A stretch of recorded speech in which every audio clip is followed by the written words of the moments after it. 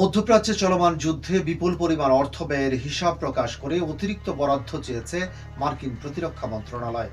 জরুরি ভিত্তিতে নতুন বাজেট অনুমোদন না দিলে সেনা সদস্যদের সামরিক প্রশিক্ষণ কার্যক্রমে কাটছাঁট করতে হবে বলে চরম হুঁশিয়ারি দেওয়া হয়েছে। বিশাল অঙ্কের অর্থ না পেলে সেনা সদস্যদের বেতন প্রদান এবং গোলাবারুদ পুনরায় মজুত করার সক্ষমতা মারাত্মক হুমকির মুখে পড়বে। আইনসভার বাজেট বিষয়ক কমিটির সামনে হাজির হয়ে প্রতিরক্ষা প্রধান এই অতিরিক্ত অর্থায়নের পক্ষে জোর দাবি উপস্থাপন করেন।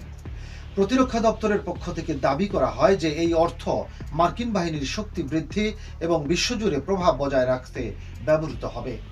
পর্যাপ্ত অর্থায়নের অভাবে সৃষ্টি হওয়া এই সংকটময় পরিস্থিতির জন্য তিনি সরাসরি সাবেক প্রশাসনিক নেতৃত্ব ও তাদের নীতিকে দায়ী করেন। তবে বিরোধী রাজনৈতিক দলের আইন প্রণেতারা এই বিপুল অর্থায়নের আবেদনকে সম্পূর্ণ অযৌক্তিক আখ্যা দিয়ে তীব্র ক্ষোভ প্রকাশ করেন। সাধারণ মানুষ যখন দৈনন্দিন জীবনযাত্রার খরচ মেটাতে হিমশিম খাচ্ছে, তখন নতুন করে সামরিক বরাদ্দ চাওয়া নিয়ে প্রশ্ন তোলা হয়। ইতিমধ্যেই যুদ্ধে জয় হয়েছে বলে দাবি করলেও কেন বারবার আরো অতিরিক্ত বাজেট চাওয়া হচ্ছে তা নিয়েও চরম অসন্তোষ দেখা দেয়। প্রতিরক্ষা প্রধানের বক্তব্য প্রদানকালে উপস্থিত যুদ্ধবিরোধী সাধারণ দর্শকরা বিক্ষোভ প্রকাশ করে সরাসরি তীব্র স্লোগান দিতে থাকেন। নিয়মিত বিরতির পর পুনরায় শুরু হয় এই চলমান সংঘাত ও আকাশপথে তীব্র আক্রমণ উভয় পক্ষকেই আন্তর্জাতিক সংকটের দিকে ঠেলে দিচ্ছে।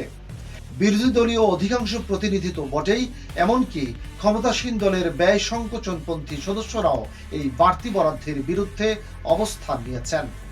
আইনসভার বর্তমান অধিবেশন শেষ হতে চলায় প্রয়োজনীয় সম্মতি মিললেও এই অতিরিক্ত অর্থ পেন্টাগনের হাতে পৌঁছাতে দীর্ঘ বিলম্ব হতে পারে।